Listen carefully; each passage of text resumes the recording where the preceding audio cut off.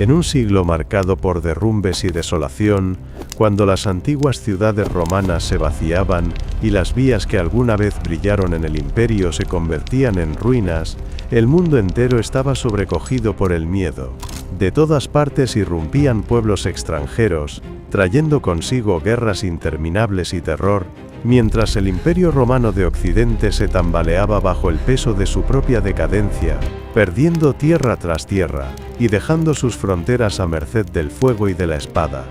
Y sin embargo, en aquel tiempo de caos y tinieblas, en un rincón del imperio, en las orillas de la actual Dobruja, nacía un niño.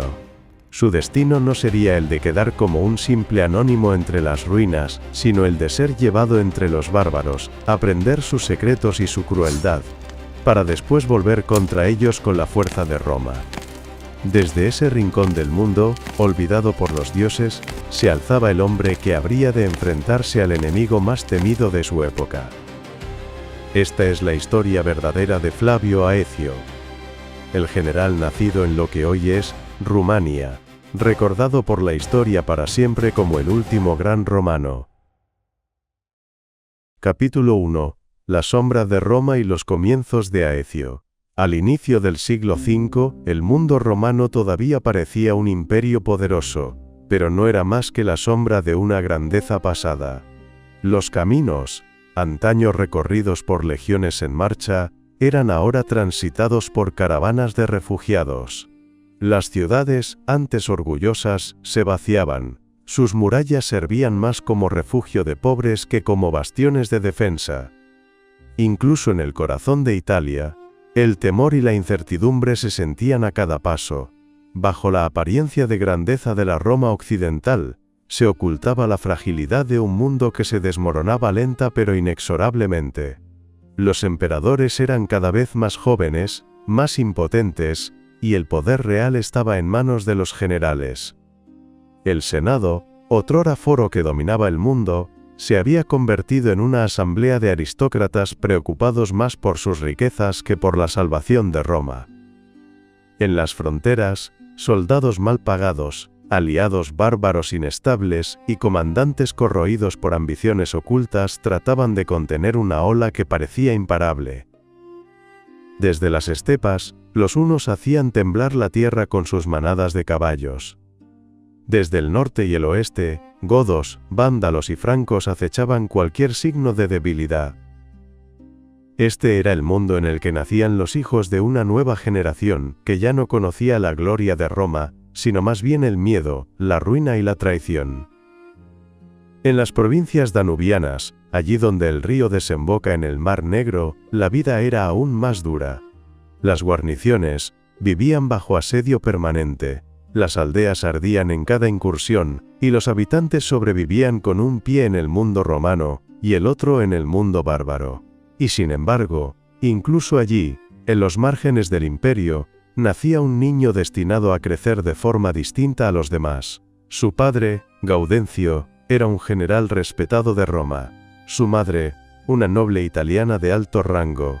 El niño provenía de una familia habituada a vivir entre la guerra y el deber, y llevaba un nombre que quedaría profundamente inscrito en las crónicas: Flavio Aecio. Gaudencio no era un general cualquiera. Originario de Mesia, en las orillas del Danubio, había forjado su carrera en aquellas provincias fronterizas donde la vida romana se entrelazaba inevitablemente con la bárbara. Para hombres como él, Roma no era solo una idea grandiosa, sino un compromiso diario, defendido con la espada. En el año 399, había sido nombrado Comes Africae, comandante de África, por el poderoso general Estilicón, el hombre que entonces dominaba los destinos del Imperio de Occidente. Su misión era esencial: asegurar el suministro de grano norteafricano para Italia. En una época en la que el hambre podía decidir la suerte de los emperadores, esta tarea le otorgaba una enorme autoridad, pero también muchos enemigos. La madre de Aecio, aunque menos conocida en las fuentes, era una noble de alto rango, probablemente originaria de una acaudalada familia italiana. El matrimonio entre un militar de frontera y una aristócrata romana reflejaba las alianzas de aquel tiempo. El ejército y la aristocracia civil se veían forzados a unir sus destinos para mantener al imperio en pie. De esa unión, su hijo heredó no solo la sangre de un soldado, sino también la educación refinada de una élite que aún soñaba con la gloria de la antigua Roma. Pero la infancia de Aecio no habría de ser tranquila. Aunque la fecha exacta no se conoce, su nacimiento se sitúa en torno al año 391. Apenas unos años después, en el 395, moría el emperador Teodosio el Grande, dejando al imperio dividido de manera definitiva entre Oriente y Occidente. El niño crecía en un mundo en el que los emperadores eran niños manejados por regentes, y los generales se alzaban como verdaderos señores. En Occidente, Estilicón, protector del heredero Honorio, se había convertido en la figura central, pero su lucha contra las invasiones de los godos de Alarico y contra las intrigas cortesanas debilitaba al imperio cada día. Sobre este telón de fondo, el pequeño Aecio fue criado para las armas. La ley romana exigía que los hijos de los oficiales siguieran la carrera militar, y Gaudencio, fiel a la tradición, preparó a su hijo para ese camino. Desde la infancia, Aecio fue habituado a la disciplina, a las armas y a la dura realidad de la frontera. Allí, una aldea podía ser próspera hoy y cenizas mañana. En otro tiempo, Roma había sido el conquistador invicto. Pero para aquel niño criado a orillas del Danubio, Roma era ya un bastión debilitado, que dependía cada vez más de mercenarios extranjeros, de tratados frágiles y de lealtades inestables. En su casa no se contaban historias de los triunfos de las antiguas legiones, sino de la catástrofe de Adrianópolis, 378, donde el ejército romano fue aniquilado por los godos, y donde el propio emperador Valente cayó en el campo de batalla. En esa atmósfera sombría e incierta crecía el joven Aecio. Su padre estaba a menudo ausente, llevado por misiones en provincias lejanas, y las noticias de derrotas y de complots en la corte llegaban incluso hasta los confines de la provincia danubiana. Aprendía, desde pequeño, que Roma ya no era invencible y que la supervivencia exigía más que espada y escudo. Requería habilidad, alianzas y el conocimiento del enemigo. Para los que le rodeaban, no era más que un niño de cabellos oscuros y mirada atenta, nacido en una familia de rango. Pero para la historia, aquel niño ya cargaba sobre sus hombros una herencia, la de vivir entre dos mundos, el romano y el bárbaro, y de unirlos o separarlos con el curso de su propia vida. Capítulo 2. El rehén. En el mundo romano tardío, la paz nunca estaba asegurada. El tratado firmado en un día podía romperse al siguiente, y las palabras de los emperadores no pesaban lo suficiente como para contener a los pueblos de las fronteras. Por eso, Roma acostumbraba a ofrecer una garantía más fuerte que el oro, la sangre de sus aristócratas. Los hijos de generales y senadores eran enviados como rehenes, precio vivo de alianzas frágiles. Así comenzó también la juventud de Aecio. No en los corredores de Rávena, ni en las escuelas senatoriales de Italia, sino en los campamentos de los pueblos que desafiaban a Roma. Siendo aún adolescente, fue entregado a los visigodos, signo de que en aquellos años, el imperio trataba de contener sus exigencias y de asegurar su lealtad. Tras las grandes luchas entre Estilicón y Alarico, los tratados necesitaban garantías, y el hijo de un general destacado era un símbolo poderoso. El campamento visigodo no era solo un lugar de cautiverio, sino una escuela de otras costumbres. En lugar del castrum romano, con sus calles trazadas en ángulo recto, y sus murallas de piedra, allí había chozas y tiendas levantadas a toda prisa, caballos atados a la entrada de los refugios, y armas siempre al alcance de la mano. En torno al fuego se cantaba a dioses y héroes, no a las leyes del Senado. Aecio, criado en la tradición romana, tuvo que adaptarse a un universo en el que la comida era simple, la autoridad pertenecía al más fuerte, y el valor se demostraba día tras día. Al principio fue mirado con recelo, un joven romano dejado como prenda de un tratado. Pero poco a poco, Acercándose a los hijos de los caudillos, descubrió que la amistad podía suavizar la desconfianza. Con ellos aprendió a tensar el arco, a manejar la lanza, a medir su fuerza en juegos infantiles. Allí, en un rincón de un campamento godo, Aecio comprendió por primera vez que los enemigos de Roma no eran solo bárbaros hambrientos, sino comunidades con sus propias leyes, sueños y ambiciones. Tras 3 años, Roma necesitó otra garantía. En la estepa, los hunos de Uldin se habían convertido en un poder imposible de ignorar. Cuando las alianzas cambiaron, el adolescente criado entre visigodos fue enviado más lejos, hacia las tiendas de los hunos, donde habría de permanecer más de 15 años. Para un romano, pasar de los godos a los hunos significaba adentrarse en un mundo aún más extraño. Los hunos no levantaban aldeas, sino enjambres de tiendas que se movían junto con los rebaños y el botín. No tenían murallas, ni templos, ni ciudades, solo la llanura interminable, los fuegos de la noche y el galope incansable de los caballos. Para el muchacho arrancado de la cultura urbana del imperio, aquello fue una revelación. Aquí aprendió lecciones distintas. Los godos le habían dado amistades y costumbres. Los hunos le ofrecían una escuela de supervivencia. En medio de ellos, dominó el arte de disparar el arco desde la montura, de golpear al galope, de girar bruscamente el caballo para engañar al enemigo. Aprendió a soportar la sed y el hambre sin quejarse, a dormir bajo el cielo abierto, a resistir el cansancio hasta el final. La biografía de Ian Thio subraya que fue precisamente este período el que lo transformó en un jinete consumado, un arquero temible, un comandante capaz de resistir las dificultades. Durante los años vividos entre bárbaros, Flavio adquirió cualidades propias del mundo de las estepas, pero poco comunes entre los nobles romanos. Y más valioso que las armas fue el hecho de haber tejido estrechas amistades con hijos de nobles hunos. Entre ellos estaban Rúa, Octar y Munsuk, nombres que para un adolescente no significaban nada entonces, pero que con los años se convertirían en reyes de los hunos, siendo este último el propio padre del más temido caudillo, Atila. Juntos crecieron, compartieron comidas y juegos, ganándose mutuamente la confianza. Esa experiencia los separó para siempre de sus contemporáneos. Los demás jóvenes romanos conocían la barbarie a través de libros y relatos. Él la había vivido desde dentro.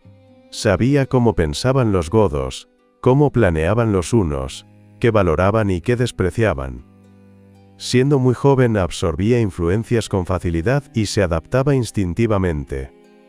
En su mente ya no existía solo Roma, sino un mapa más amplio, un mundo en el que alianzas y traiciones se tejían con la naturalidad de la respiración. Cuando los años pasados entre bárbaros llegaron a su fin, Aecio ya no era el niño dejado como prenda, sino un joven formado por 2 mundos. Ya no era únicamente el hijo de Gaudencio, general romano, era el hombre que había crecido entre visigodos y hunos, que conocía sus almas, sus lenguas y sus armas. Esa experiencia lo convirtió en lo que los historiadores reconocerían más tarde, el único general romano capaz de enfrentarse a los bárbaros en igualdad de condiciones, porque comprendía su fuerza desde dentro. Capítulo 3. La entrada en escena. La transformación de Aecio, adquirida en los años pasados entre visigodos y hunos, lo había preparado para una vida de enfrentamientos. Pero ahora, de regreso en el imperio, descubriría que la lucha más peligrosa no era contra los pueblos bárbaros, sino en el propio corazón del mundo romano. La corte imperial se había convertido en un campo de batalla donde generales, aristócratas y miembros de la familia imperial se desgarraban entre sí con la misma crueldad con la que los hunos irrumpían en las llanuras. Ya desde el año 402, el emperador Honorio había abandonado su residencia en Roma y se había retirado a Rávena. Allí, en una ciudad rodeada de marismas y lagunas, difícil de conquistar y fácil de abastecer por mar, los emperadores se sentían seguros. La mudanza parecía una retirada vergonzosa, pero el saqueo de Roma en el 410 por los visigodos de Alarico demostraría la justicia de aquella decisión. La ciudad eterna ya no podía ser defendida. Rávena se convirtió en el nuevo corazón de Occidente, pero era un corazón aislado.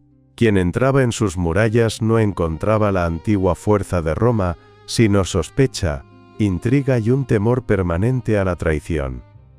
Era una capital que simbolizaba más el miedo que la gloria, y fue precisamente allí, en las frías salas del Palacio Imperial, donde Aecio daría sus primeros pasos en el gran escenario de la historia. El año 423 fue el de la transformación. Honorio, emperador débil pero longevo, murió dejando el trono vacío. En 3 décadas de reinado no había demostrado valor ni frente a los bárbaros ni frente a las intrigas internas. Y, sin embargo, con su mera presencia había mantenido una apariencia de continuidad. Su muerte abrió una herida.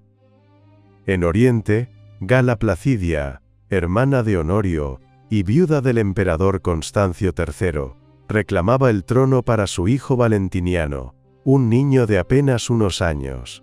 Pero en Occidente, los hombres del ejército y de la administración se apresuraron a elegir otro camino.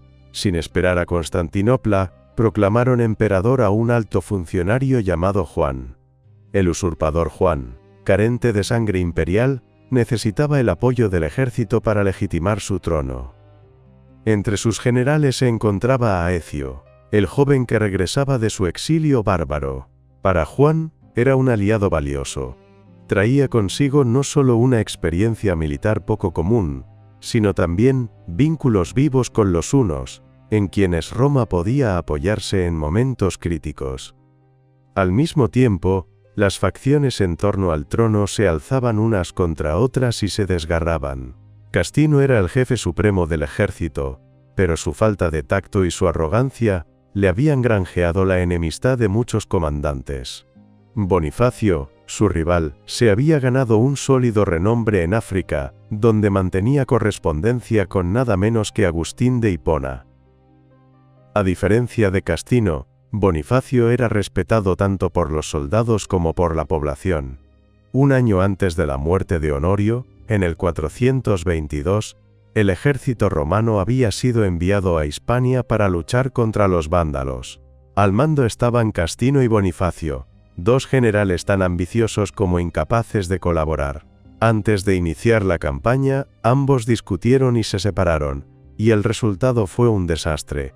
Roma perdió la oportunidad de recuperar el control de la provincia, y los vándalos tuvieron así abierto el camino hacia África. Aecio, testigo de estas rivalidades, comprendió rápidamente que en Occidente la victoria no se obtenía solo en el campo de batalla, sino también tras el telón, en el juego de alianzas y traiciones. Por otra parte, Gala Placidia no era una simple aristócrata refugiada, sino una de las figuras más influyentes de la dinastía teodosiana. El conflicto con su hermano, el difunto emperador Honorio, la había obligado a abandonar Rávena y buscar apoyo en Constantinopla. Allí, la corte oriental, gobernada por el emperador Teodosio II, la recibió con los brazos abiertos. Desde su perspectiva, Valentiniano era un candidato legítimo, parte de la gran familia imperial. Aceptar al usurpador Juan de Rávena habría significado fracturar la dinastía teodosiana. Por ello, en Oriente se preparaba una expedición para devolver a Gala Placidia y a su hijo al trono de Occidente. En medio del caos entre el usurpador Juan y Gala Placidia apoyada por Constantinopla, Aecio vio la ocasión de usar su arma secreta, los vínculos con los hunos.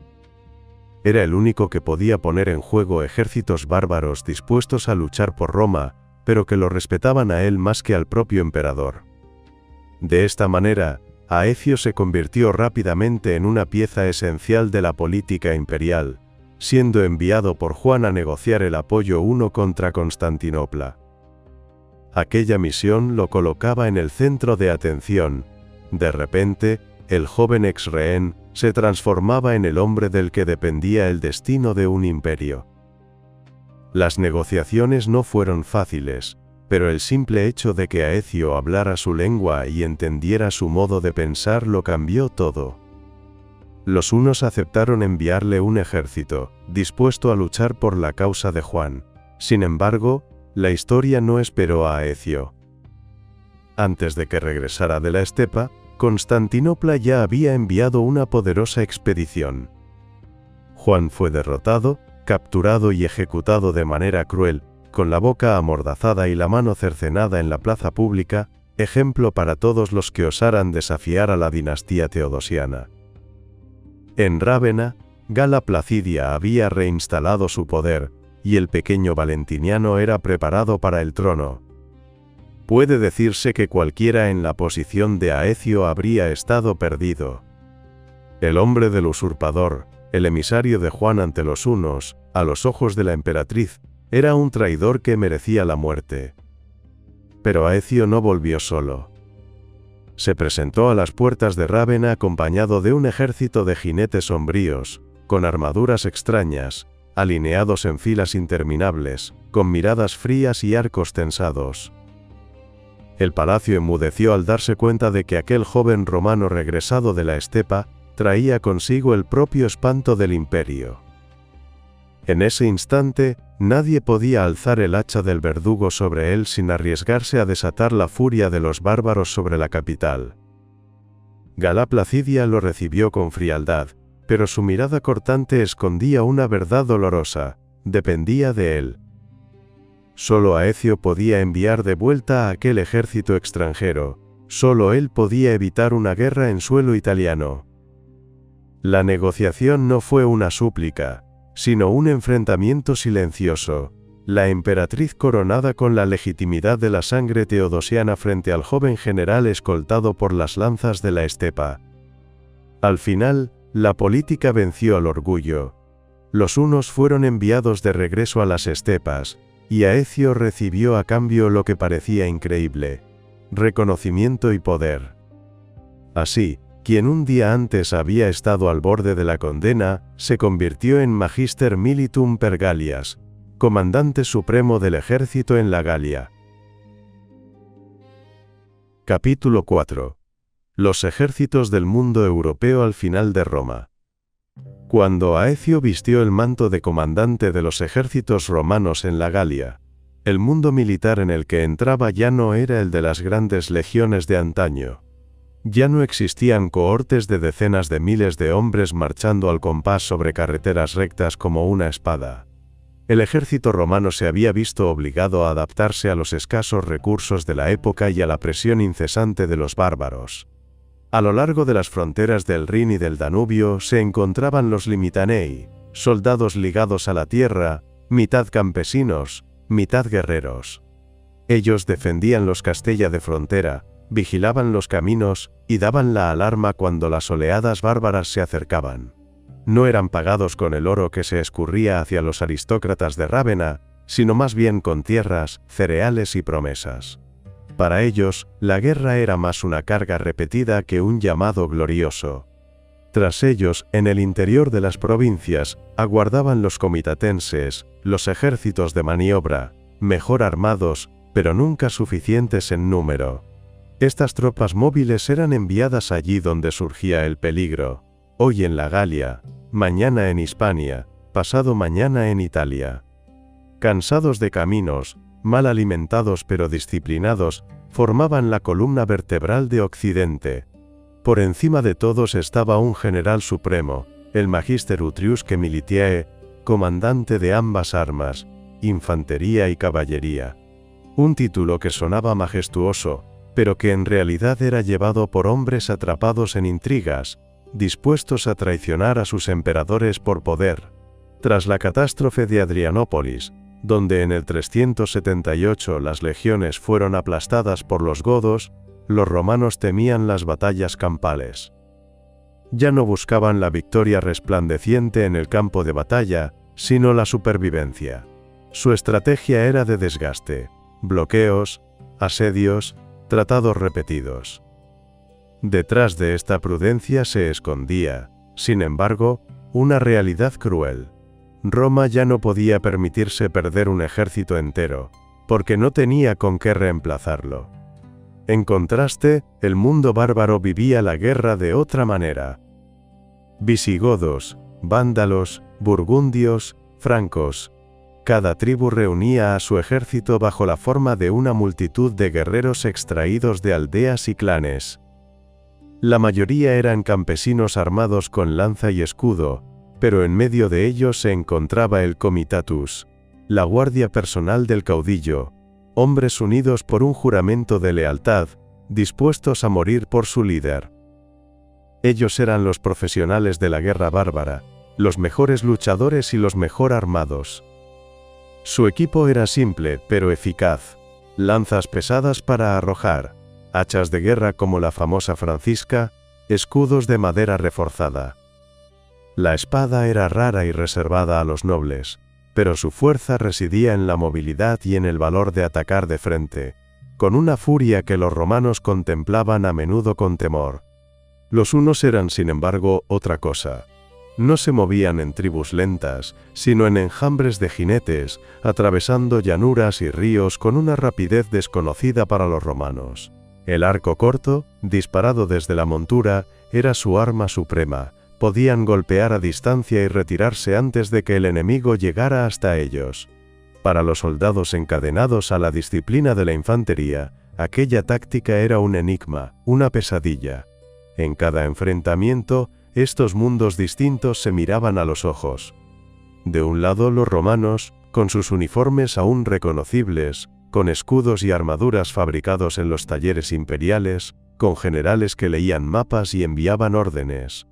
Del otro, los bárbaros, sin uniforme, pero unidos a un líder por el juramento y la promesa del botín. Los romanos se apoyaban en las órdenes, en las señales de trompeta y en la disciplina. Los bárbaros confiaban en el ímpetu, en el grito de guerra, y en el valor de afrontar la muerte sin retroceder. Y sin embargo, a pesar de las diferencias, ambos mundos se mezclaban cada vez más. Cada vez más prisioneros eran enrolados en las tropas romanas. Los generales aceptaban mercenarios bárbaros como aliados, los utilizaban en campañas y les concedían tierras a cambio del servicio militar. Roma se convertía en un ejército mixto, mitad romano, mitad bárbaro. Ese ejército tardío era la imagen fiel del imperio que lo había creado. Antaño poderoso, ahora fragmentado, obligado a sobrevivir mediante compromisos. Ni Roma ni los bárbaros podían ya reclamar una superioridad absoluta. Cada uno aprendía del otro. Los romanos adoptaban armas y tácticas bárbaras, mientras los bárbaros asumían rangos y títulos romanos. En medio de esta fusión, Aecio se preparaba para desempeñar el papel de su vida. Criado entre bárbaros, pero soldado romano por sangre y tradición, entendía ambos mundos. Sabía por qué los romanos vacilaban, y por qué los hunos se lanzaban hacia adelante. Sabía cómo pensaban los generales, y qué esperaban los caudillos tribales. Para él, el ejército no era solo un instrumento de Roma, sino un tablero de ajedrez, donde cada pieza, romana o bárbara, podía moverse si se conocían bien las reglas.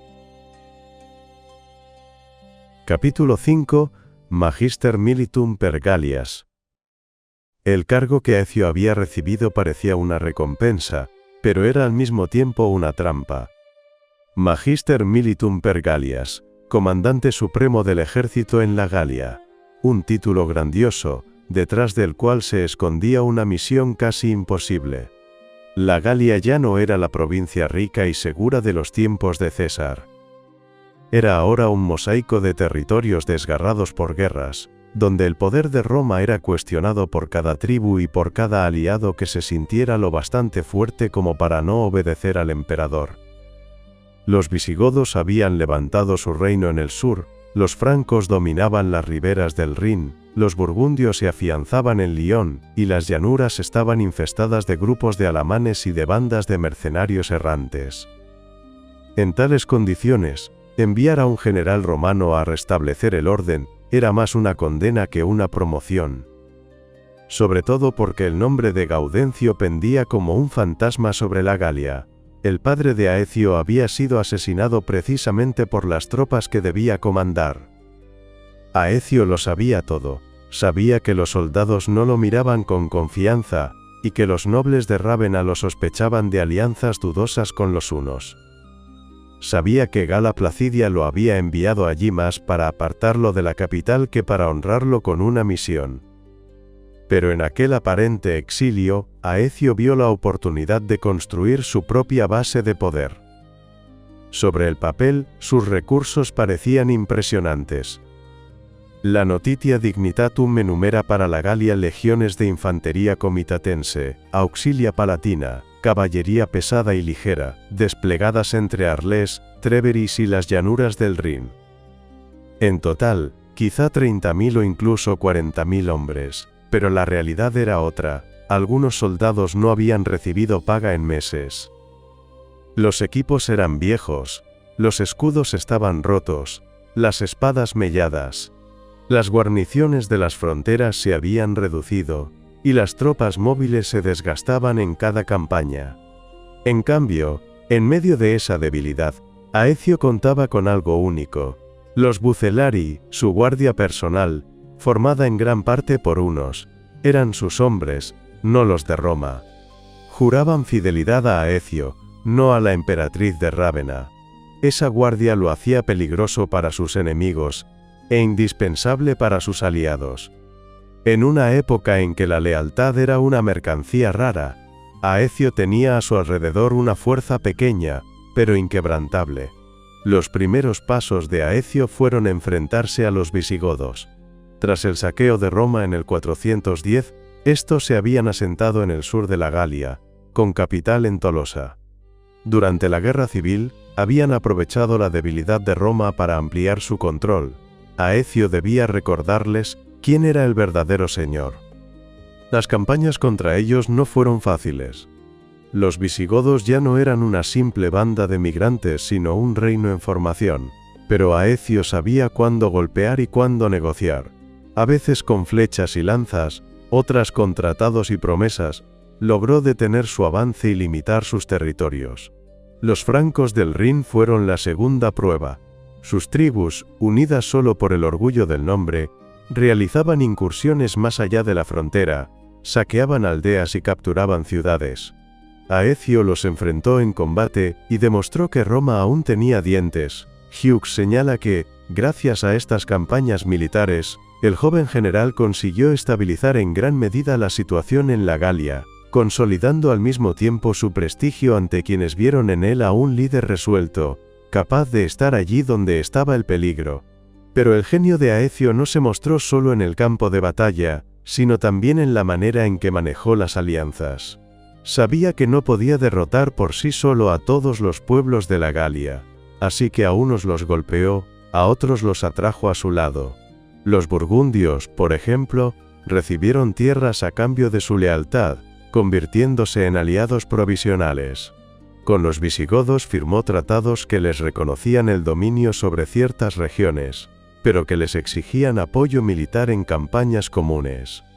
Era un juego peligroso, porque esos pueblos no miraban a Roma con admiración, sino con interés. Pero Aecio lograba mantenerlos cerca, como se mantiene a un lobo en la mesa, ofreciéndole carne, pero con la lanza siempre preparada. Para Gala Placidia, Aecio seguía siendo un aliado incómodo. Reconocía su talento, pero no podía olvidar su pasado.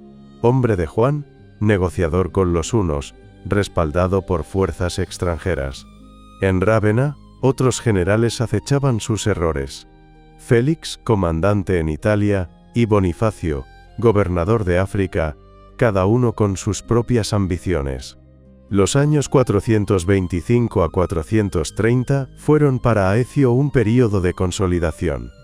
Aún no era el último romano que se enfrentaría a Atila, pero se había convertido en la figura central de la Galia. Había aprendido a usar a los hunos como espada y como escudo, a mantener a raya a los visigodos, a castigar a los francos y a negociar con los burgundios. Con todo ello demostró que era más que un simple beneficiario de un título otorgado por necesidad. Era un general de campo, que conocía a los hombres, la táctica y la política de los bárbaros. En un mundo donde otros comandantes se perdían en intrigas, Aecio construía su poder en el polvo de los caminos, en las fortalezas de la Galia, y en alianzas al filo de la navaja. La difícil posición que había recibido tras la derrota de Juan se transformó en un punto de apoyo. De un potencial condenado, Aecio se convirtió en el hombre indispensable de la Galia. Allí formó su red de poder, allí ganó su reputación, allí aprendió que Roma ya no podía sobrevivir solo con órdenes imperiales, sino que debía servirse de la fuerza y la astucia de los bárbaros. Y así, a finales de la tercera década del siglo V, Aecio ya no era solo un joven general. Era uno de los hombres más importantes de Occidente. Y toda su carrera habría de levantarse sobre los cimientos construidos entonces, en los años en que la Galia fue el laboratorio de su poder. Capítulo 6. 3 lobos en la jaula de Roma. Tras años de enfrentamientos en la Galia, donde había ganado su reputación con sangre y astucia, Aecio parecía haber encontrado por fin su lugar. Pero la calma no era más que una ilusión. El poder no se conquistaba solo en los campos de batalla, sino también en los oscuros bastidores del Palacio Imperial. En Rávena, la capital escondida entre marismas y lagunas, la verdadera tormenta apenas comenzaba a levantarse. Sus muros fríos no protegían únicamente a un emperador niño, Valentiniano, y a su madre, Gala Placidia, sino que albergaban una corte donde la sospecha era moneda corriente, y la traición, la única ley respetada. En torno al trono débil, se reunían 3 lobos, Félix, Bonifacio y Aecio. 3 hombres poderosos, 3 ambiciones que no podían caber en el mismo imperio. Félix fue el primero de ellos en alcanzar la cima. En el año 425, su nombre fue adornado con títulos resonantes. Comes et magister utriusque militum praesentalis y patricius. Era, en teoría, el comandante supremo de los ejércitos de Occidente, sucesor en rango de Estilicón y de Constancio III. Pero, a diferencia de ellos, Félix no tenía ni carisma ni la lealtad de los soldados. Su poder era como una torre levantada sobre arena, alta pero sin cimientos. Intentaba gobernar el imperio a través del miedo que inspiraba en la corte, y de la influencia sobre Gala Placidia. Pero detrás de él se percibía el vacío. Ningún soldado habría seguido su estandarte por devoción, ninguna provincia lo reconocía como a su señor. Mientras Estilicón había comandado los ejércitos contra Alarico, y Constancio había fundado su trono mediante la fuerza y el matrimonio imperial, Félix vivía únicamente de títulos. Y aún así, aquellos títulos eran una amenaza. Placidia, que había vivido la tragedia de la muerte de Estilicón, sabía que un magister utriusque militum podía llegar a ser más poderoso que el propio emperador. En torno al trono de su hijo, cada paso en falso podía conducir a la catástrofe. La corte de Rávena estaba dividida entre facciones. Algunos apoyaban a Félix como garante del orden, otros temían que siguiera el camino de la traición. Félix comenzó a conspirar contra sus rivales, Bonifacio y Aecio. Los acusaba de traición, enviaba cartas falsas e intentaba aislarlos de la emperatriz. África debía ser arrancada del control de Bonifacio, y la Galia del de Aecio. Si lo lograba, Félix se habría convertido en el señor incontestable de Occidente. Pero Placidia era demasiado experimentada para dejarse atrapar en su juego. Sabía que el trono de su hijo solo podía ser defendido si ningún general era permitido a convertirse en indispensable. Así que, en el 430, decidió golpear primero. Félix fue arrestado y ejecutado junto con su esposa y su hijo. Un hombre de grandes títulos, pero sin lealtad real, había sido borrado del tablero de Roma. El primer lobo había caído, pero los colmillos de los otros 2 seguían afilados. La muerte de Félix dejó en primer plano a Bonifacio, el hombre de África. En él veían muchos al último verdadero general romano, valiente, respetado, cercano a los grandes santos de su tiempo. Mantenía correspondencia con Agustín de Hipona, y protector de los graneros que alimentaban a Roma.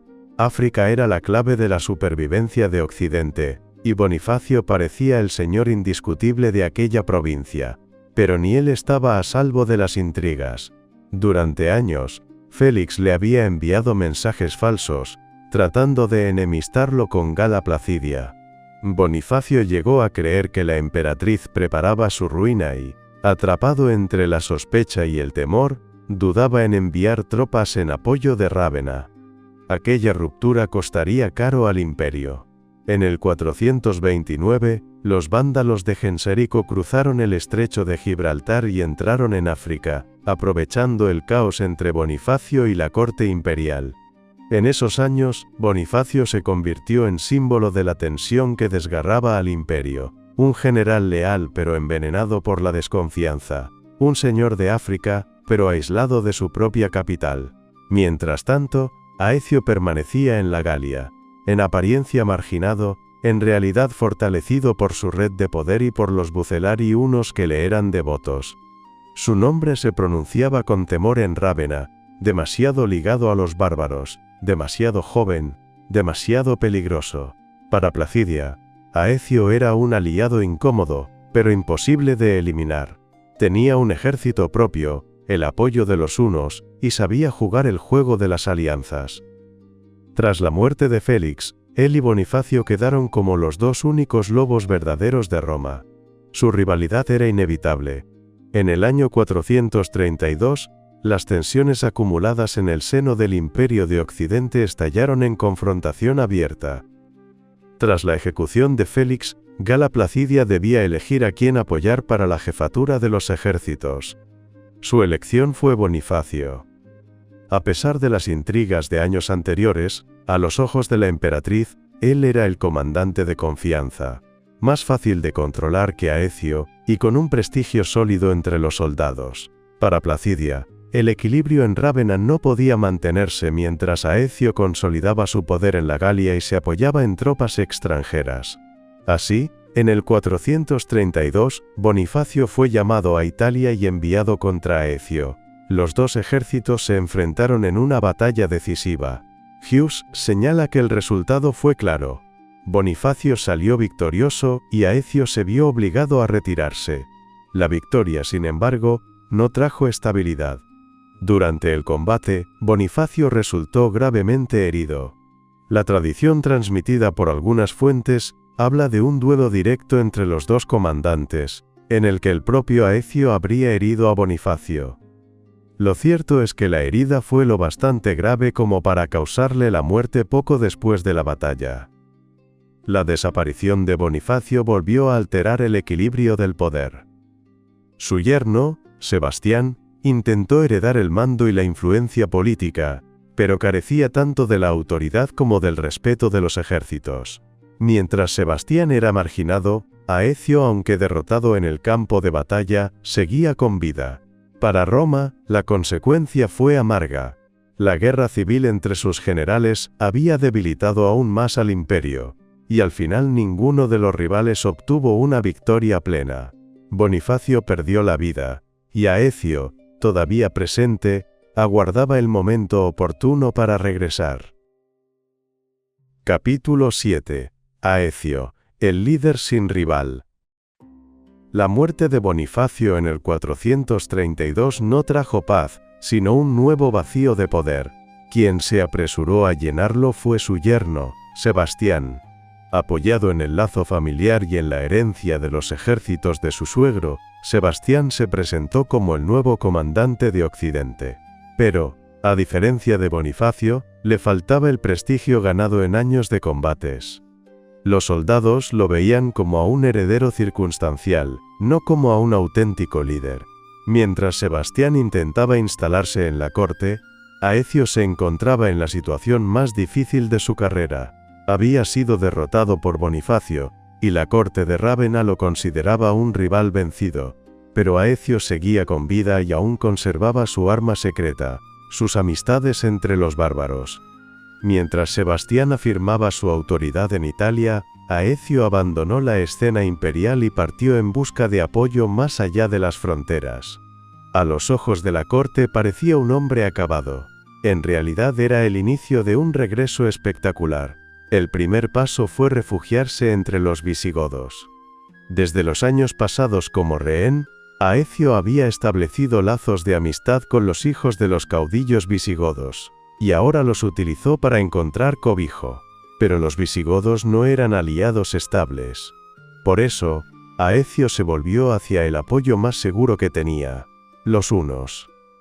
Los hunos no veían a Aecio como a un simple romano venido a pedir ayuda. Lo conocían desde su juventud, de cuando había sido rehén en sus campamentos, criado entre tiendas de cuero y humo de hogueras, aprendiendo las armas y costumbres de las estepas. Aecio hablaba su lengua, conocía sus gestos y códigos no escritos, y eso lo convertía en uno de los poquísimos romanos que podían presentarse ante un rey huno sin temor. En aquel momento, el líder de los hunos era Rúa, tío de quienes se harían célebres más tarde, Atila y Bleda. Bajo la autoridad de Rúa, los hunos eran ya un poder formidable, dueños de vastas llanuras y capaces de reunir grandes ejércitos. Aecio no llegaba a ellos como un extraño, sino como un viejo aliado, y ese pasado común le abrió las puertas. No solo fue recibido, sino que logró convencerlos de que le prestaran apoyo militar para recuperar su posición en Italia. En un momento en que su carrera parecía perdida, Aecio transformó las relaciones personales de su juventud en recursos políticos y militares. Esta habilidad de forjar y utilizar la amistad bárbara con fines romanos lo hace único en la historia tardía del imperio. En el 433, Aecio regresó a Italia al frente de un gran ejército huno. Su fuerza cambió de inmediato el equilibrio de poder. Sebastián no podía oponer un ejército comparable. Su derrota fue rápida. Sebastián fue expulsado de Italia y enviado al exilio. Para Gala Placidia, la situación estaba llena de ironía. Había apoyado a Bonifacio contra Aecio, y había perdido. Luego apoyó a Sebastián, y volvió a perder. Esta vez, ya no le quedaba ningún otro general en quien confiar. Hughes señala que la aceptación de Aecio no fue un acto de reconciliación, sino una necesidad política. Placidia y su hijo, el emperador Valentiniano, no podían arriesgarse a una guerra contra los hunos, y al mismo tiempo necesitaban un líder militar que defendiera el imperio.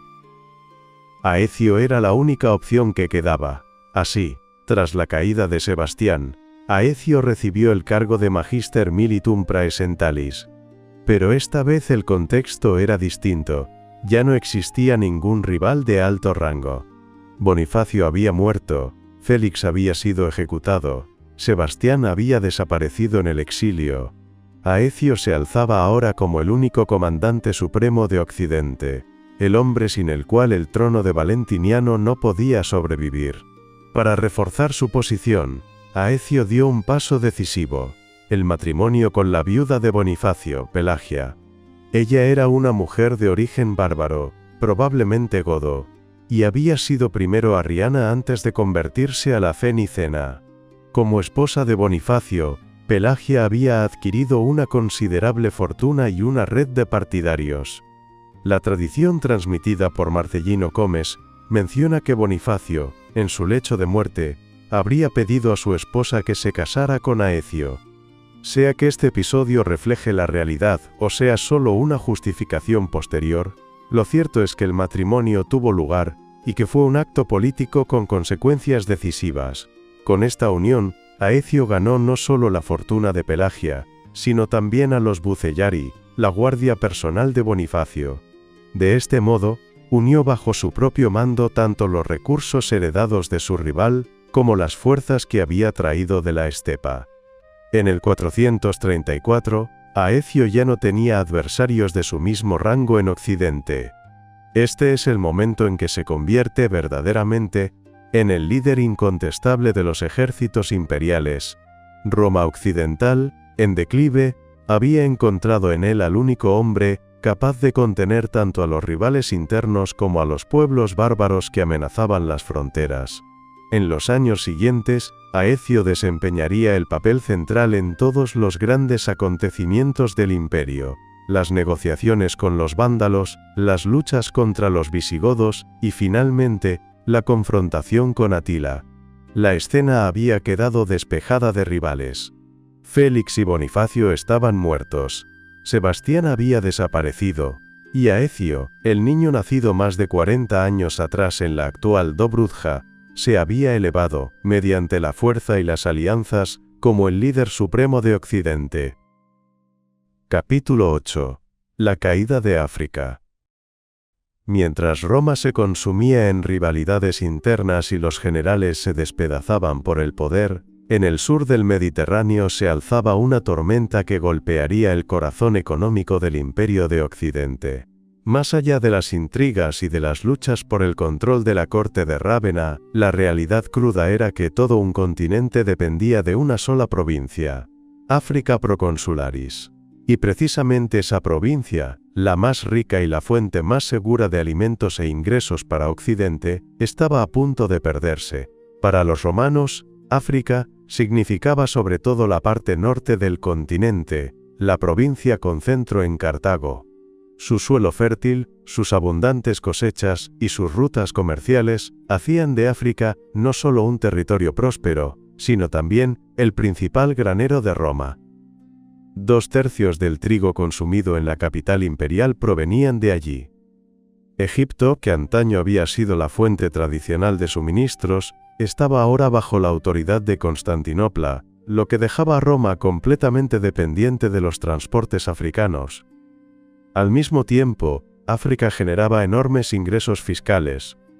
Los impuestos recaudados allí llenaban el tesoro imperial y permitían pagar a los ejércitos.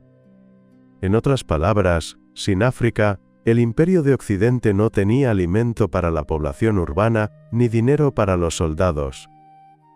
Durante años, el hombre que dominaba África fue Bonifacio, Comes Africae. Su experiencia militar y sus vínculos con el mundo cristiano lo convertían en una figura respetada. Bonifacio era visto como un posible salvador del imperio, pero sus relaciones con Rávena fueron envenenadas por intrigas.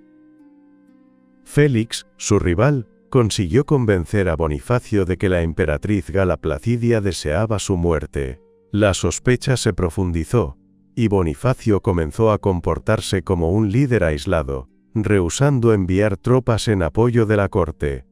En ese contexto, aparecieron acusaciones probablemente falsas, de que él mismo habría llamado a los vándalos a cruzar hacia África.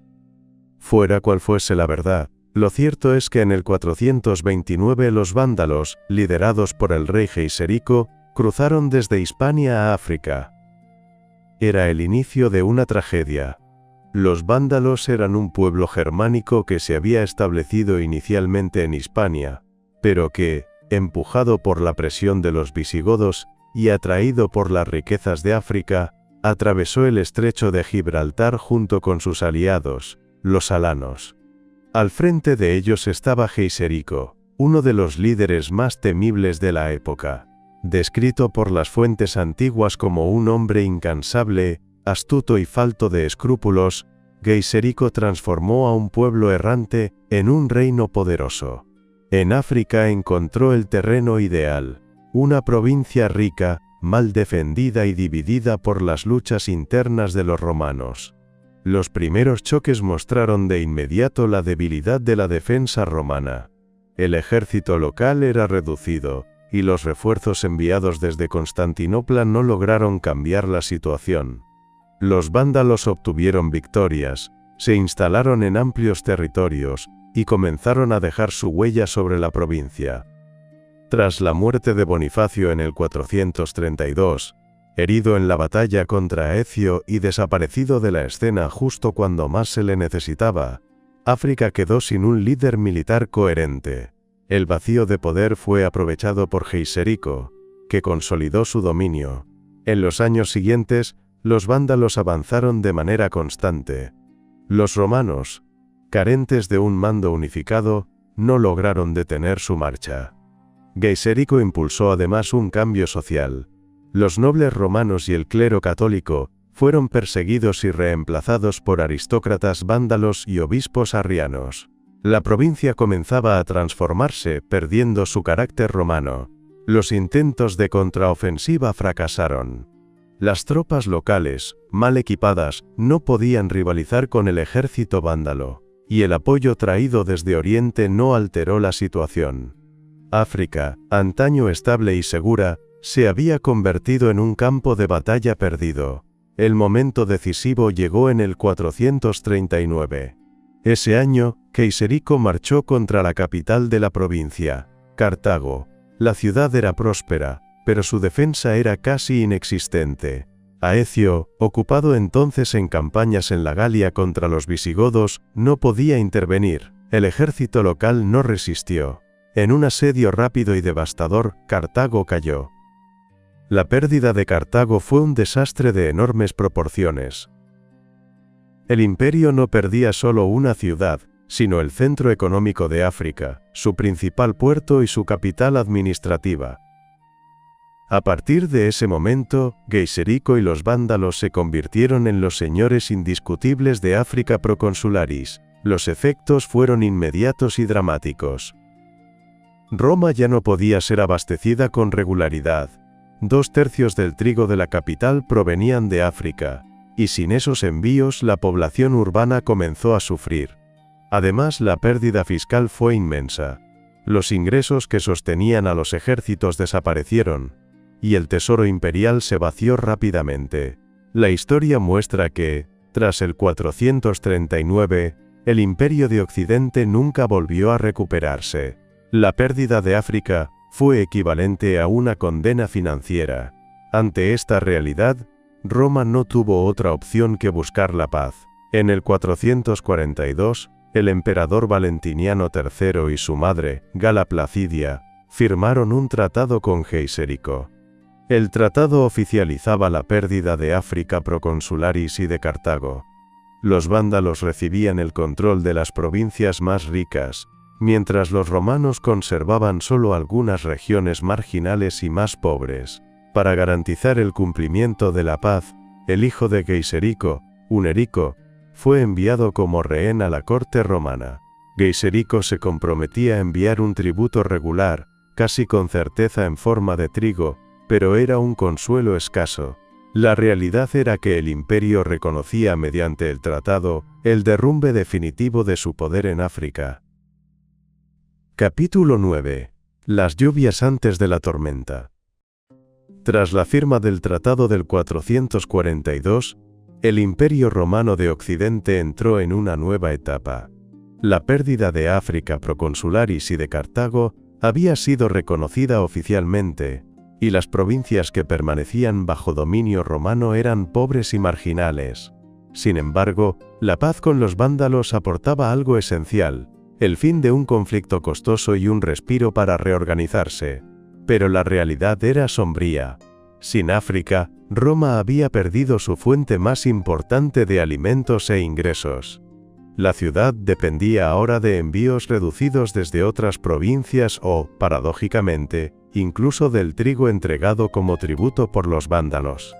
El tesoro estaba vacío, los ejércitos eran cada vez más difíciles de mantener, y la autoridad central se tambaleaba. Este periodo de calma forzada estuvo marcado, sin embargo, por nuevas crisis. Ese mismo año, el imperio fue golpeado por una epidemia devastadora. Los cronistas no dejaron descripciones médicas. No sabemos si fue peste, tifus u otra plaga. Pero sus consecuencias fueron evidentes. Ciudades enteras quedaron vacías, aldeas desiertas y campos sin cultivar. Para un imperio que acababa de perder su principal fuente de alimento e ingresos fiscales, esta catástrofe resultaba aún más dura. Los ingresos por impuestos cayeron todavía más, la falta de mano de obra agravó la crisis agrícola y el tesoro, ya agotado por las guerras con los vándalos, fue empujado aún más cerca de la bancarrota. No obstante, la epidemia no golpeó solo a Occidente. También los pueblos bárbaros se vieron alcanzados por la misma enfermedad.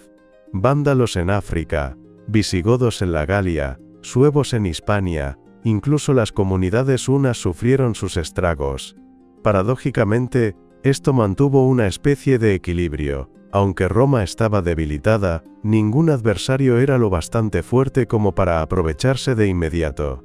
Fue una tregua amarga, ganada no por armas ni tratados, sino por una plaga que golpeó por igual a amigos y enemigos.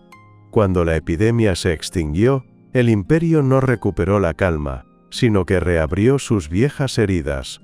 Las ciudades despobladas y las aldeas desiertas no significaban solo una crisis económica, sino también social.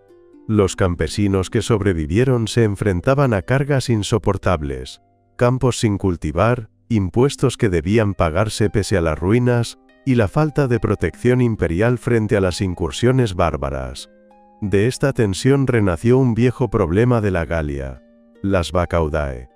Estas comunidades de campesinos y fugitivos, organizadas en bandas armadas, desafiaban desde hacía años la autoridad romana, y tras la epidemia recuperaron fuerza. En el norte de la Galia, donde el control central era ya débil, las revueltas se extendieron. Aecio sabía que no podía permitirse perder por completo esta región.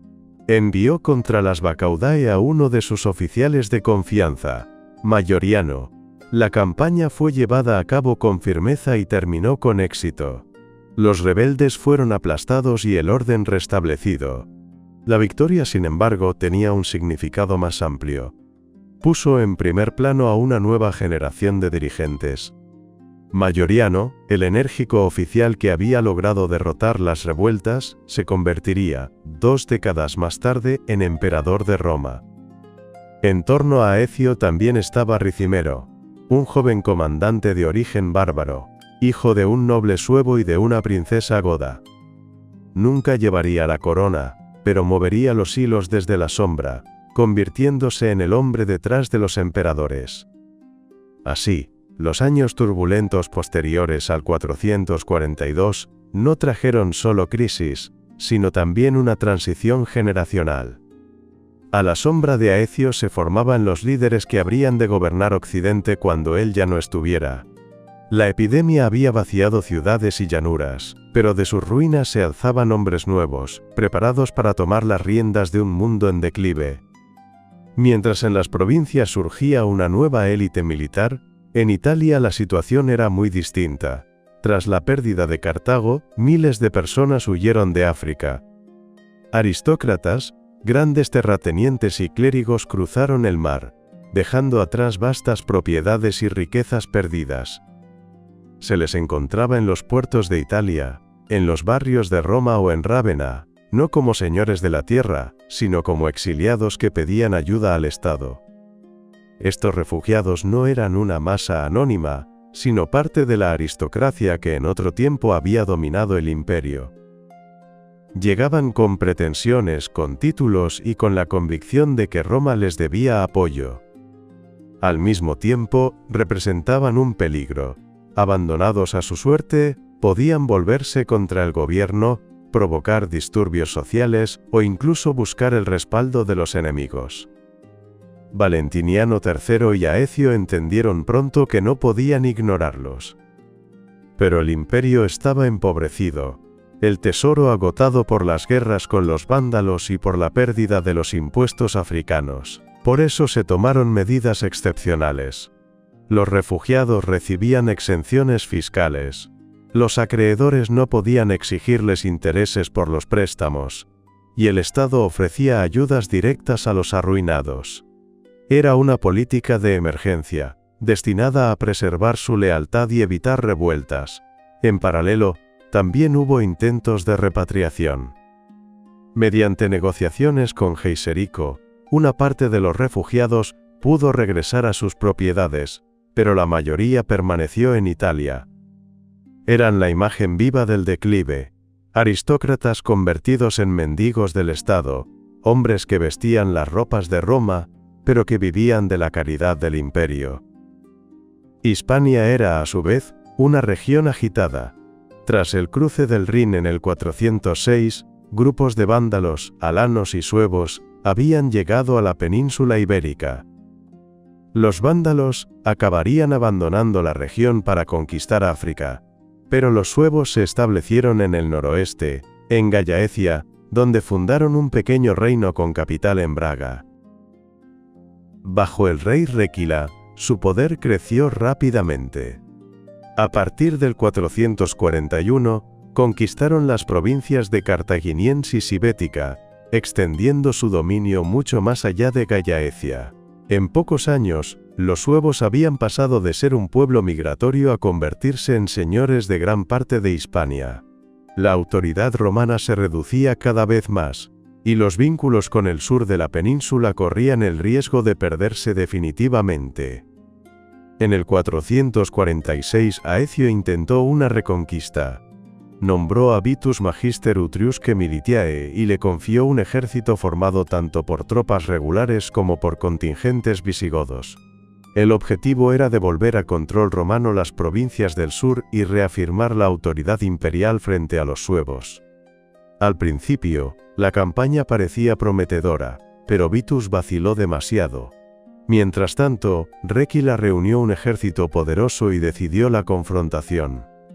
En la batalla que siguió, los visigodos aliados de los romanos fueron aplastados, y Vitus huyó. La derrota fue completa. Los suevos conservaron su dominio y lo consolidaron, expandiéndose aún más en la península ibérica. Esta campaña demostró una vez más los límites de los recursos occidentales. Incluso con el apoyo de los visigodos, Roma ya no era capaz de recuperar los territorios perdidos. Hispania se convertía así en una región prácticamente fuera del control imperial. En muchos lugares, la autoridad romana se había vuelto más bien nominal, y las poblaciones locales se hacían justicia por sí mismas. Un episodio ilustrativo tuvo lugar en el 448. Eudoxio, un médico formado en las escuelas romanas, se implicó en una conspiración contra la autoridad imperial, y descubierto, huyó de la Galia directamente hacia los hunos. El hecho de que un romano, educado en las instituciones del imperio, eligiera buscar protección entre los bárbaros lo decía todo sobre el estado de las cosas. Ya no se trataba solo de campesinos rebeldes. Incluso personas instruidas, pertenecientes al mundo romano, ya no veían al imperio como una autoridad legítima. La lealtad tradicional se había resquebrajado, y el bárbaro se había convertido para algunos en una alternativa. Ante esta realidad, Aecio se vio obligado a reconocer la evidencia frente a nuevas revueltas que surgían en el norte de la Galia. Enviar tropas allí habría significado dejar desprotegidas otras fronteras vitales. Así que hizo lo que un general pragmático debía hacer. Aceptó la autonomía local. Las comunidades armadas fueron toleradas y su poder reconocido tácitamente. Era un compromiso necesario. Roma renunciaba al control directo de una parte de la Galia, pero a cambio evitaba una revuelta general, y conservaba al menos la apariencia de lealtad. Aecio sabía que ya no podía gobernar el imperio como antes, mediante órdenes enviadas desde Rávena y obedecidas sin réplica. Debía gobernar a través de alianzas, compromisos y acuerdos frágiles. Este episodio marcaba un paso importante en el proceso de fragmentación de Occidente. Mientras África se había perdido en manos de los vándalos, e Hispania caía bajo el dominio suevo, la Galia no se había perdido oficialmente, pero Roma renunciaba en la práctica al control directo. Más allá del Canal de la Mancha, el problema era aún más grave. Britania, que desde hacía décadas sentía que el vínculo con Roma se debilitaba, enviaba ahora un último llamamiento desesperado. Hacia el año 446, una carta llegó a Aecio. Los britanos, acosados por las invasiones de sajones, pictos y escotos, le pedían ayuda. En el texto lo llamaban con respeto, Aecio 3 veces cónsul, recordándole su rango y su gloria, e imploraban que les enviara tropas para salvarlos. Era un grito de desesperación, pero también un signo del prestigio que Aecio aún tenía a los ojos de los súbditos de Roma, pero la súplica quedó sin respuesta. El imperio ya no tenía recursos. Ante esta realidad, Britania comprendió que había sido abandonada. No se trataba ya de un compromiso, como en Armórica, sino de una ruptura definitiva. Las comunidades locales se vieron obligadas a organizarse por sí mismas. Las ciudades comenzaron a levantar a sus propios dirigentes. La aristocracia local buscó soluciones militares contra los invasores, y la isla emprendió su propio camino, separado de Roma. Los años posteriores al 442 trajeron una sucesión de crisis que debilitaron enormemente al imperio. La epidemia diezmó la población. Los refugiados africanos cargaron aún más a un estado ya en bancarrota. Hispania fue perdida ante los suevos. La Galia se fragmentó, dejada en manos de autonomías locales. Britania fue abandonada, y sin embargo, el imperio continuó existiendo. Aecio, el único general de alto rango que quedaba, logró gestionar estos golpes y mantener un precario equilibrio. Pero cada una de estas crisis acumulaba sobre Roma las nubes de la tormenta que estaba por venir. Capítulo 10. 450. Un año de giro decisivo. El año 450 trajo otro cambio mayor para el mundo romano. La muerte del emperador de Oriente, Teodosio II, tras casi 4 décadas de reinado, abrió una nueva etapa en la política imperial. En Constantinopla se negociaban alianzas, se redefinían prioridades, y la dirección del nuevo gobierno iba a influir inevitablemente también en Occidente. Mientras tanto, al norte del Danubio, el poder de los hunos había crecido de manera amenazante. Un pueblo que hasta hacía poco no era más que una fuerza de caballería nómada, se había transformado bajo Atila en una auténtica confederación imperial. Atila había llegado al poder hacia el año 434, compartiendo al principio la autoridad con su hermano Bleda. Tras unos pocos años, Bleda desapareció de la escena, probablemente asesinado por orden de Atila, y este quedó como único señor de un vasto conglomerado de tribus, desde las estepas pónticas hasta Panonia. Desde ese momento, el nombre de Atila se volvió sinónimo de terror. Constantinopla le pagaba tributo, los Balcanes habían sido devastados, y los cronistas de la época lo describían como el azote de Dios. En el 450, con el cambio político en Constantinopla, Atila vio la oportunidad de extender también su influencia sobre Occidente, interviniendo directamente en las disputas de sucesión entre los francos. Para Aecio, el general romano que mantenía con vida a un Occidente debilitado, la aparición de Atila como factor decisivo en la Galia era más que una amenaza militar. Era también un desafío personal. Porque los hunos eran el pueblo junto al que Aecio había vivido casi 15 años en su juventud, y sobre cuyo apoyo había edificado su carrera. Ahora, esos mismos hunos, antaño sus aliados, se volvían contra Roma, bajo la conducción de su líder más poderoso.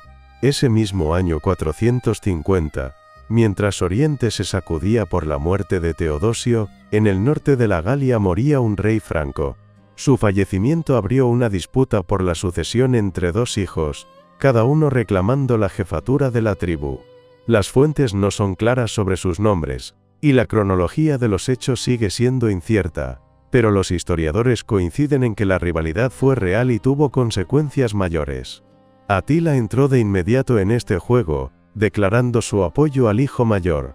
Su gesto no era una simple elección dinástica, sino una demostración de poder. Los hunos se presentaban ahora como árbitros de la autoridad en la Galia, no solo como un pueblo de la periferia del imperio. Para Aecio, la noticia fue alarmante. Los francos representaban una parte esencial del equilibrio en las fronteras occidentales. Si uno de sus líderes debía su trono al respaldo de los hunos, toda la región del Rin corría el riesgo de convertirse en una puerta abierta a la invasión. Además, la implicación de Atila ponía también presión sobre los visigodos del sur, rivales tradicionales de los francos y socios incómodos de Roma. El historiador Prisco señala que esta disputa fue, con toda probabilidad, el pretexto perfecto para los planes más amplios de Atila. Bajo la cobertura de un conflicto sucesorio, los hunos preparaban su intervención militar en la Galia. En el sur de la Galia, los visigodos observaban con creciente inquietud los movimientos de los hunos. La crónica del año 450 consigna el envío de embajadas visigodas a la corte imperial, señal de que la amenaza de Atila los obligaba a buscar un entendimiento con Roma. Las relaciones entre romanos y visigodos eran complicadas. A lo largo de las décadas, los tratados frágiles se habían roto con frecuencia, y los conflictos militares no habían faltado. Los visigodos seguían desconfiando de Roma, y Aecio no olvidaba que eran aliados solo mientras les convenía. Pero la situación creada por la implicación de los hunos en la Galia cambiaba radicalmente las condiciones del problema. Si los francos se volvían dependientes del apoyo de Atila, los visigodos corrían el riesgo de quedar aislados entre dos fuerzas hostiles. Por ello, sus embajadas ya no eran simples gestos protocolarios, sino pasos concretos hacia una posible cooperación militar. Estos contactos tempranos muestran que los preparativos para la gran confrontación no se hicieron deprisa, en vísperas de la batalla, sino con meses de antelación. Ambas partes sabían que un choque era inevitable y tanteaban el terreno para una alianza. Para Aecio, el apoyo visigodo era vital para poder enfrentarse a los hunos. Para el rey Teodorico, la alianza con Roma era el único camino para defender su libertad. Así, en la actividad de los enviados nacía el germen de la coalición que iba a cambiar el destino de la Galia. Mientras Atila extendía su influencia en la Galia, otro peligro se perfilaba en el Mediterráneo occidental. Los vándalos de Geiserico, establecidos en Cartago después del 439, controlaban ya una de las provincias más ricas de Roma y gran parte de las rutas marítimas. Para Valentiniano III, mantener una relación cordial con el rey vándalo era esencial. Pero hacia el año 450, los vínculos entre Rávena y Cartago se deterioraron visiblemente. Las fuentes sugieren que los desencuentros provenían tanto de conflictos comerciales y saqueos marítimos, como de tensiones ligadas a alianzas matrimoniales frustradas. Fuera cual fuese la causa inmediata, Roma perdía el apoyo de una potencia naval con la que, en otros tiempos, había intentado mantener el equilibrio. Esta ruptura era de gran importancia. En el momento en que Aecio necesitaba a todos los aliados posibles contra Atila, los vándalos se volvían cada vez más hostiles. Geiserico, un líder experimentado y pragmático, sabía que la debilidad de Roma podía reportarle nuevas ganancias. Esta degradación de las relaciones romano-vándalas contribuyó al aislamiento de Occidente. En lugar de poder contar con ayuda desde África o con respaldo naval, Aecio se veía obligado a apoyarse casi exclusivamente en las tropas de la Galia y en una incierta alianza con los visigodos. Desde el sur, Roma no recibía más que la amenaza de una flota vándala lista para golpear. Para los diplomáticos romanos, la experiencia fue perturbadora. Cualquier palabra podía ser interpretada de forma equivocada, y las decisiones del uno parecían imprevisibles. Hughes observa que las fuentes tardías tienden a exagerar la habilidad de las negociaciones romanas. En realidad, Constantinopla y Rávena tenían pocas opciones, y sus diplomáticos se encontraban más bien a merced de Atila. Aquellas embajadas no trajeron paz, sino que reforzaron la imagen del rey huno como árbitro de Europa. Mientras los enviados regresaban a casa, quedaba claro que Atila ya no era solo un caudillo tribal, sino un monarca con el que los emperadores debían tratar de igual a igual, o incluso de inferior a superior. A medida que el año 450 se acercaba a su fin, los acontecimientos en toda Europa occidental comenzaban a entrelazarse en un cuadro común. La muerte de Teodosio había cambiado la política en Constantinopla, otorgando a Atila libertad para dirigir su atención hacia la Galia. En el norte, la disputa franca le daba un pretexto para intervenir.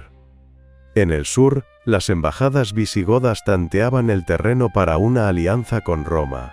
Y en el Mediterráneo, las relaciones con los vándalos se deterioraban, aislando cada vez más a Occidente. En este juego complicado, Aecio estaba atrapado entre la necesidad de mantener la lealtad de las provincias y el imperativo de reunir aliados contra los hunos.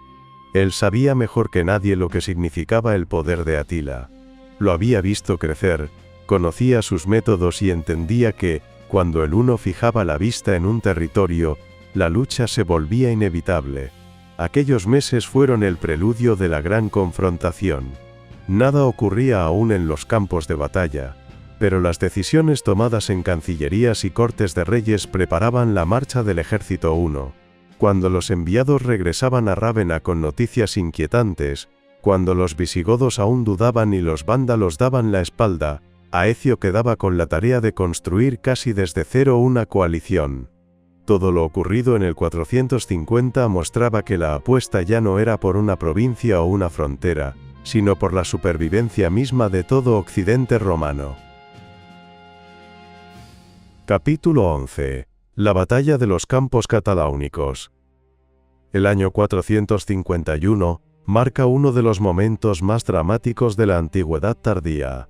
Tras años de incursiones en los Balcanes y de presiones sobre Constantinopla, Atila estaba preparado para dirigirse con toda su fuerza hacia Occidente. En la primavera de ese año, el rey huno reunió a su confederación de tribus y partió hacia la Galia. Su ejército era un conglomerado inmenso: hunos, ostrogodos, gépidos, rugios, esciros, y muchos otros pueblos atraídos o forzados a unirse a él. Esta fuerza no era unitaria, sino mantenida bajo control únicamente por el prestigio y la autoridad personal de Atila. La marcha huna estuvo marcada por la destrucción. Ciudades importantes como Metz fueron saqueadas, y los cronistas de la época describen escenas de horror para reforzar la imagen del azote de Dios. En realidad, la magnitud del desastre es difícil de medir, pero el mensaje era claro: ningún rincón de la Galia estaba a salvo. Para Aecio y para Occidente, la amenaza se volvía directa. Si los hunos no eran detenidos, no solo las provincias fronterizas, sino el propio corazón de la Galia habría caído bajo el terror de las estepas. Ante la invasión de Atila, Aecio sabía que el imperio no podía resistir solo. El ejército romano de Occidente era demasiado pequeño, los recursos demasiado escasos y la lealtad de las provincias demasiado incierta. La única solución era una coalición, por frágil que fuese. El general emprendió una verdadera gira diplomática. Acudió primero a los visigodos, los más poderosos de los reyes federados en la Galia.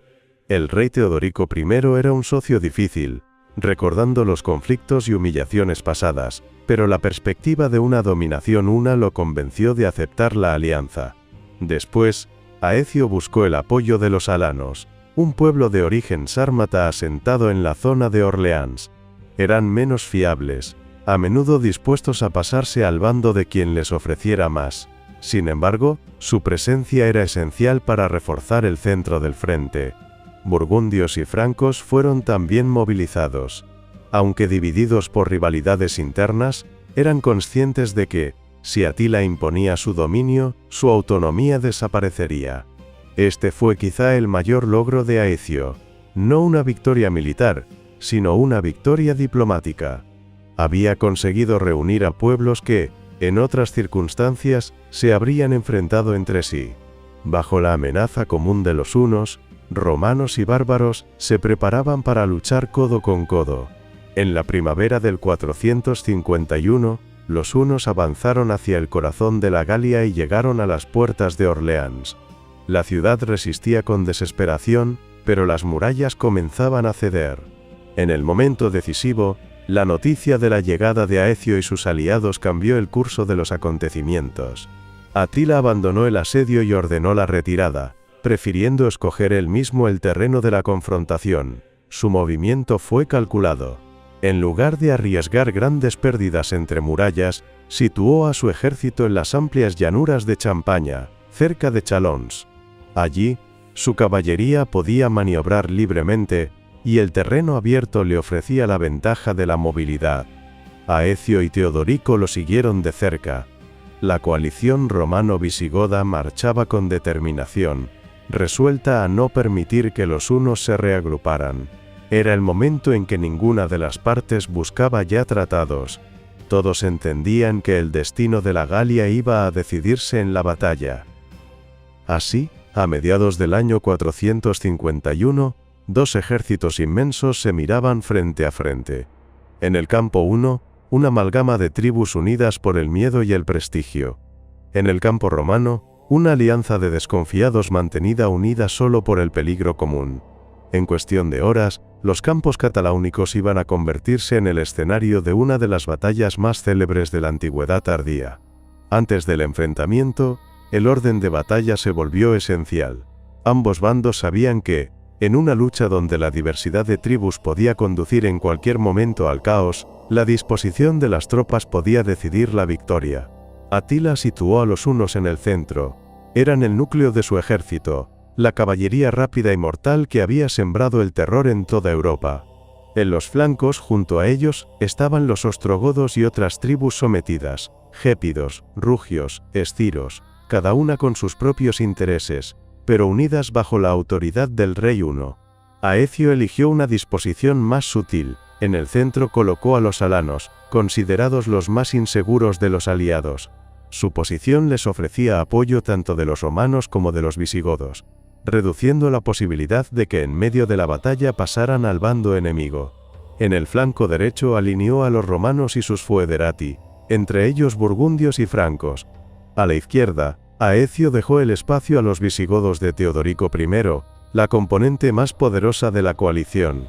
Esta disposición reflejaba tanto cálculos tácticos como la falta de confianza mutua. Aecio tuvo que maniobrar entre lealtades frágiles, colocando a cada pueblo allí donde pudiera aportar la máxima fuerza y el mínimo riesgo. La llanura estaba lista.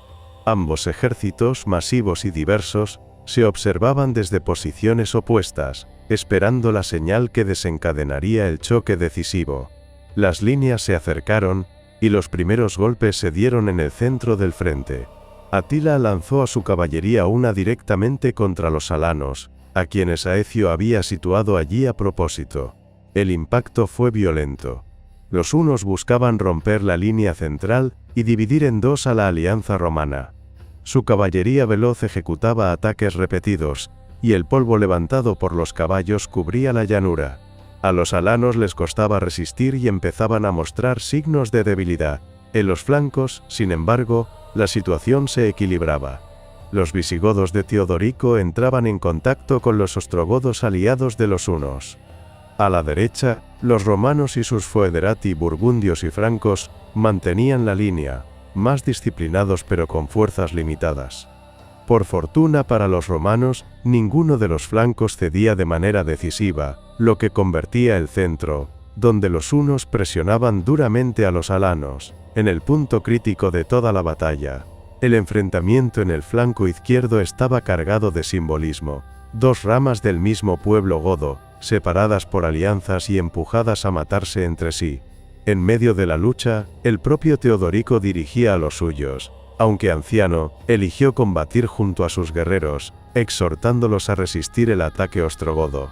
Las fuentes difieren en cuanto a su muerte. Algunos afirman que una lanza lo alcanzó, otros que fue derribado del caballo y aplastado en la confusión. No podemos saber con certeza los detalles, pero todas las crónicas coinciden en el hecho. El rey visigodo cayó en pleno combate. Su desaparición fue un golpe duro. La caída de un líder en medio de la batalla podía significar el fin para un ejército. Los guerreros quedaron sobrecogidos, y por un instante la línea visigoda pareció vacilar. Si los visigodos cedían, todo el frente se habría derrumbado. La muerte de Teodorico llevó la batalla a su punto más crítico. El futuro de la coalición, y quizá de todo Occidente, parecía tambalearse junto con el cuerpo del rey caído. Entonces apareció en primer plano su hijo mayor, Torismundo. Alzado en la silla por sus propios hombres, el joven príncipe asumió el mando no mediante ceremonias, sino con un acto instintivo, nacido de la desesperación y del deseo de salvar al ejército. A los ojos de los guerreros, su figura se convirtió de repente en un punto de apoyo, una garantía de que la lucha podía continuar. Con voz poderosa, cubriendo el estruendo del combate, Torismundo los llamó a las armas. Su grito no era solo una orden sino una llamada a la venganza. El dolor por la muerte de Teodorico se transformó en furia, y los visigodos, en lugar de retirarse, arremetieron con aún mayor determinación. El golpe fue inesperado. Los ostrogodos, convencidos de que el enemigo vacilaba, se vieron de pronto empujados hacia atrás. Sus filas comenzaron a deshacerse, y el flanco 1 empezó a ser presionado paso a paso. Hughes señala que este momento fue decisivo. La intervención de Torismundo no solo salvó a los visigodos de una derrota segura, sino que inclinó la balanza de la lucha. De las cenizas de una tragedia, el ejército visigodo renació con nueva fuerza, y el mayor peligro para la coalición había sido eliminado. Mientras el flanco ostrogodo era rechazado por los visigodos, Atila concentraba todas sus esperanzas en el centro. Su caballería una golpeaba con fuerza a los alanos, situados por Aecio exactamente allí donde sabía que la presión sería máxima. Durante un tiempo el centro de la coalición estuvo a punto de ceder. Los alanos, inseguros y vulnerables, apenas lograban resistir las oleadas sucesivas de ataques. Pero detrás de ellos, Aecio maniobraba con prudencia. Los romanos y sus foederati los apoyaban y cubrían cualquier brecha. A la derecha, burgundios y francos resistían, impidiendo a los hunos aprovechar su movilidad. El intento de Atila de partir el frente en dos había fracasado. A medida que la lucha se prolongaba, la situación se invertía. Los visigodos empujaban a los ostrogodos en retirada, y la moral de los hunos comenzaba a decaer. La imagen de su invencibilidad se veía puesta a prueba. Por primera vez, Atila se encontraba a la defensiva, incapaz de convertir su ataque inicial en una victoria decisiva. Al ver el peligro, el rey huno ordenó la retirada hacia su campamento fortificado en la retaguardia. El ejército se agrupó con acento agudo en círculos de carros y barricadas improvisadas, una táctica destinada a asegurar la protección en caso de derrota. No era una huida desordenada, sino una retirada calculada. Para la coalición dirigida por Aecio, el hecho de que Atila hubiese sido empujado a su campamento equivalía a una victoria. Atila, el temido azote de Dios, había sido detenido. Cuando el sol descendió sobre los campos cataláunicos, el campo de batalla estaba cubierto de cuerpos y caballos caídos. Los hunos se habían replegado en su campamento fortificado, y la coalición romano-visigoda dominaba el terreno. En términos simbólicos, la victoria pertenecía a Aecio y a sus aliados. Atila había sido contenido, y su invencibilidad cuestionada. Sin embargo, los hunos, aunque rechazados, seguían siendo una fuerza casi intacta. Su campamento no fue asaltado, y Atila consiguió retirar a su ejército sin pérdidas catastróficas. Desde el punto de vista militar, la batalla había sido una victoria defensiva, no una aniquilación. En el campo visigodo, la muerte de Teodorico ensombreció la alegría del triunfo. Aunque su hijo Torismundo mostró coraje y energía, la pérdida del rey fue un golpe duro para la estabilidad del reino. Entre los romanos, Aecio era aclamado como salvador de la Galia, pero él mismo sabía que su éxito dependía más de la alianza con los pueblos germánicos que de la fuerza propia del imperio. Para los contemporáneos, sin embargo, lo que contaba era que Atila había sido detenido. Crónicas como la de Jordanes transformaron esta confrontación en un momento heroico de la antigüedad tardía, un símbolo de la resistencia contra las estepas. En realidad, la victoria había sido frágil y temporal. Los hunos regresarían pronto, y Occidente seguía siendo tan vulnerable como antes. Capítulo 12. Atila invade Italia. La batalla de los campos cataláunicos no había destruido a Atila. El ejército huno había sufrido pérdidas, pero no había sido aniquilado. La retirada de la Galia fue ordenada y calculada, dejando al rey de las estepas la libertad de elegir su próximo golpe. La imagen tardía de una derrota decisiva de los hunos pertenece más bien a la propaganda romana que a la realidad. En el año 452, Atila eligió una dirección inesperada: Italia. Si en la Galia había encontrado una coalición poderosa, la península parecía mucho más vulnerable. Las fuerzas romanas eran reducidas, las ciudades estaban mal defendidas, y Aecio ya no disponía de la misma capacidad diplomática para reunir aliados. Los hunos emprendieron entonces la marcha, cruzando los Alpes julianos y abriendo una nueva campaña. su entrada en Italia tuvo un efecto devastador. Las ciudades del norte fueron las primeras expuestas. Algunas intentaron resistir, pero la mayoría fueron tomadas por sorpresa. Esta invasión debe entenderse como una demostración de fuerza. Atila no buscaba solo botín, quería mostrar que podía golpear el mismo corazón del imperio. Para Occidente, la amenaza no tenía precedentes. Si hasta entonces los hunos habían sido un peligro externo, ahora penetraban en el espacio central de Roma. La campaña del 452 comenzaba bajo el signo del terror y de la impotencia, con una península entera puesta a merced de un ejército nómada que no conocía límites. Tras cruzar los Alpes Julianos, los hunos descendieron como una tormenta sobre el norte de Italia. Ciudad tras ciudad cayó en sus manos, y los habitantes huyeron hacia zonas más seguras. La mayoría de las fortalezas carecían de guarniciones capaces de resistir, y las murallas llevaban años sin mantenimiento. La víctima más famosa de la campaña fue Aquilea, uno de los centros comerciales y militares de la región. Las fuentes medievales cuentan que la ciudad fue arrasada por completo, las casas incendiadas, las murallas derribadas, y la población masacrada o expulsada. La imagen quedó grabada en la memoria de Europa como símbolo de la furia huna. Existe sin embargo la posibilidad de que la realidad fuera más matizada. Aquilea fue devastada pero no destruida totalmente. Prueba de ello es que en las décadas siguientes fue reconstruida y volvió a estar activa. Aún así, el efecto psicológico fue abrumador. Si una ciudad tan importante podía ser reducida a ruinas, ningún otro centro de Italia parecía estar a salvo. El pánico se apoderó de la población. Oleadas de refugiados se dirigieron hacia el sur y sobre todo, hacia las lagunas pantanosas del Adriático. Allí, los asentamientos improvisados de los fugitivos se convertirían, con el tiempo, en el núcleo de la Venecia medieval. Así, la campaña de Atila dejó no solo ruinas y traumas, sino también los comienzos de una nueva realidad geográfica y política. Italia descubría la fragilidad de sus fronteras, y los hunos demostraban que podían golpear allí donde Roma se creía intocable. La invasión huna no trajo solo terror militar, sino también un desastre humanitario. El ejército de Atila, inmenso y difícil de abastecer, consumió rápidamente los recursos de la llanura del Po. Las requisas, los saqueos y los incendios dejaron la región sin alimentos.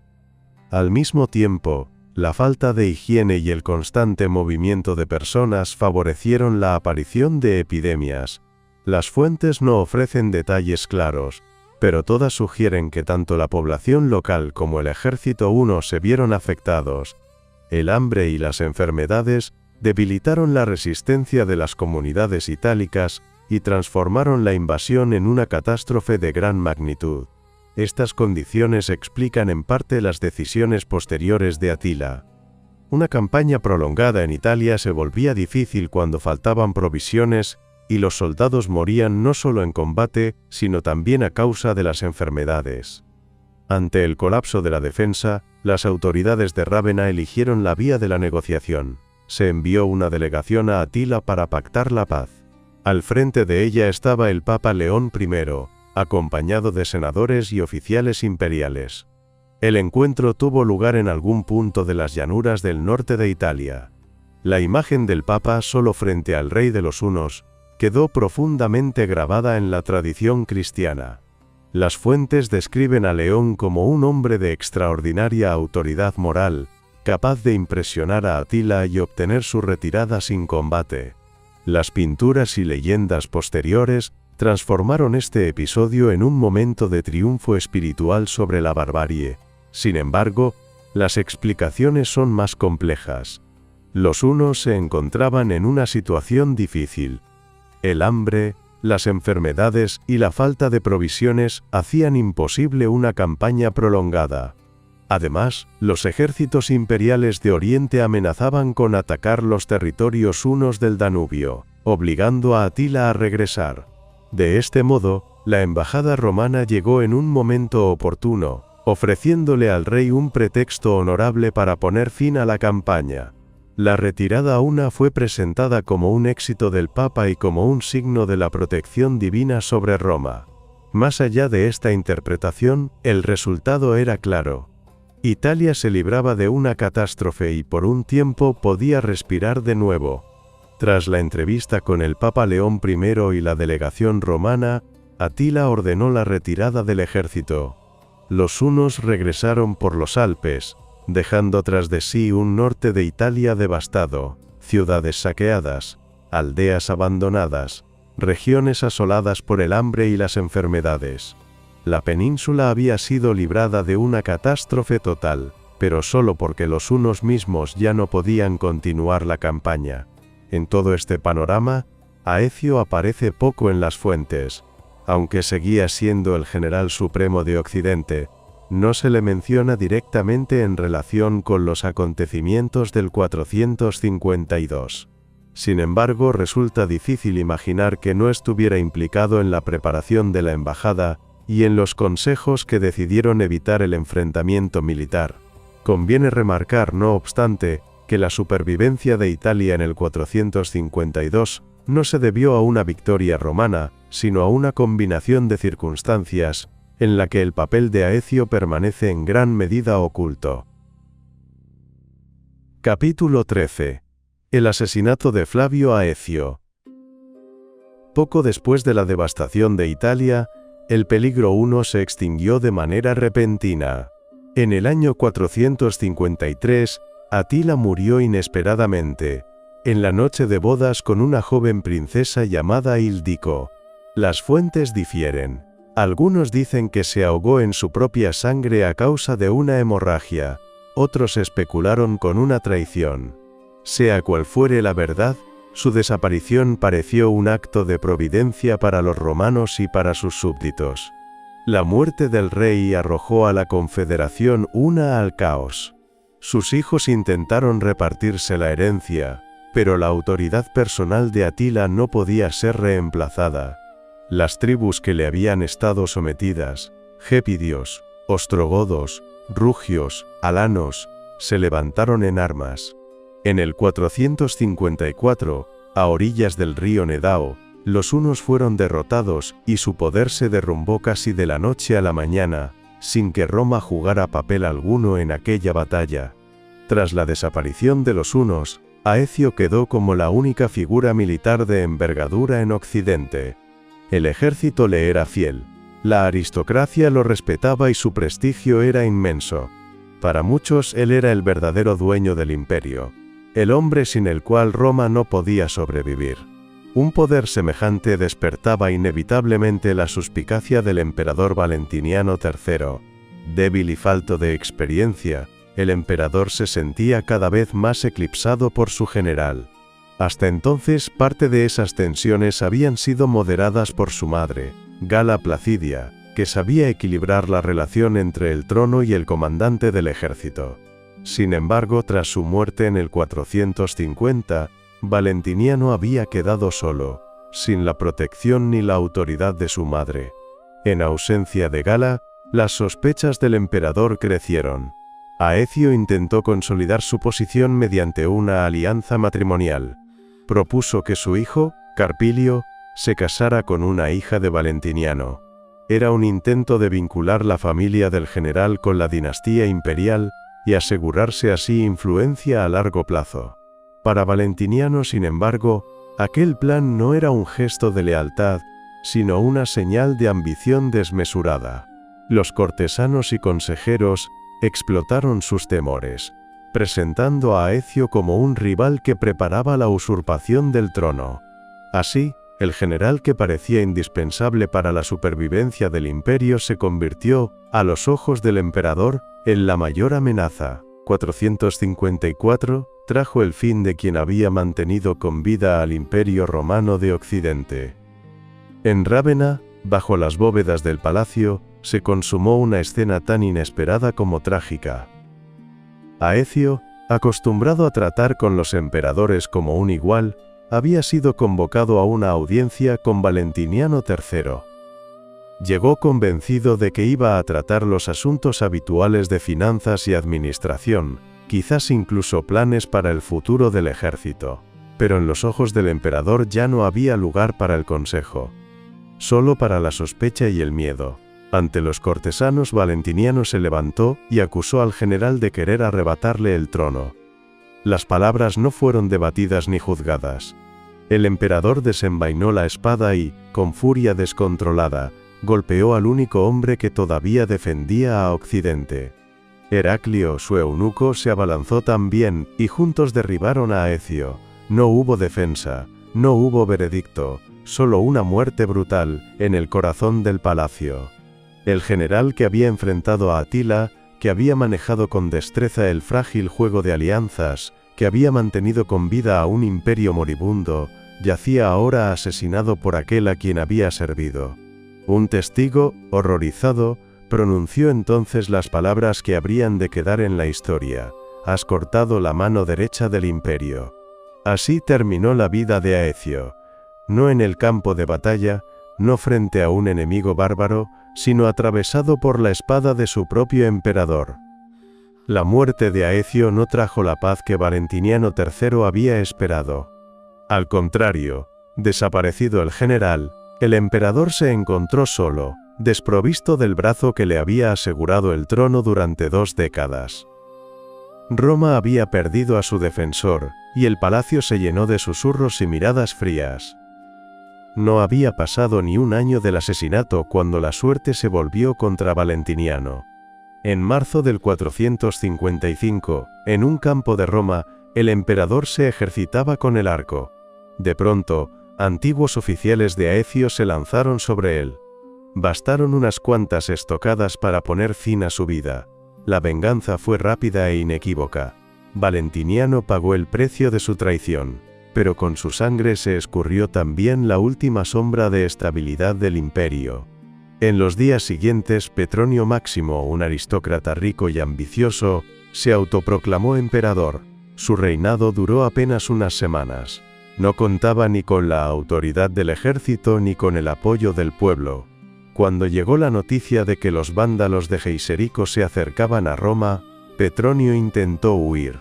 La multitud lo reconoció en las calles y lo mató a pedradas. En junio del 455, los vándalos entraron en la ciudad y la saquearon durante 14 días, golpeando el corazón del imperio en ausencia de todo defensor. Así, la desaparición de Aecio y del emperador Valentiniano abrió el camino a la anarquía. En menos de un año, Roma había perdido tanto la espada como el trono, y el imperio de Occidente, desprovisto de líderes fuertes, se precipitaba en una crisis de la que nunca se recuperaría. Epílogo. Los años pasan y los nombres se desvanecen. Generales, emperadores, reyes de los bárbaros, todos se alzan y caen, y la historia desgasta sus rostros hasta convertirlos en polvo.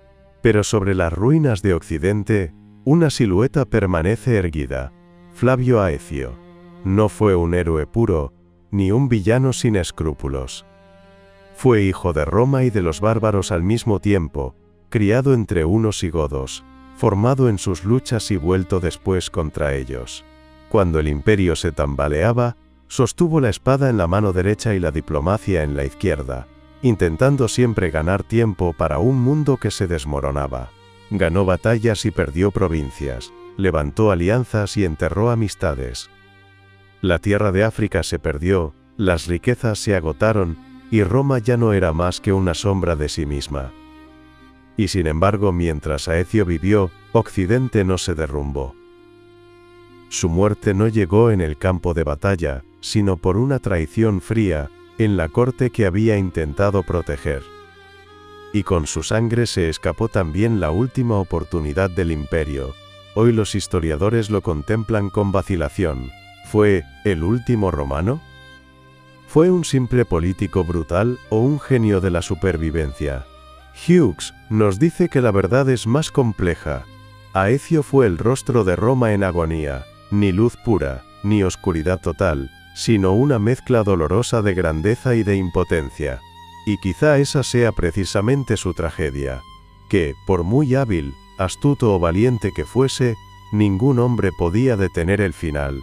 Roma no pereció por falta de héroes, sino porque su mundo había llegado al ocaso.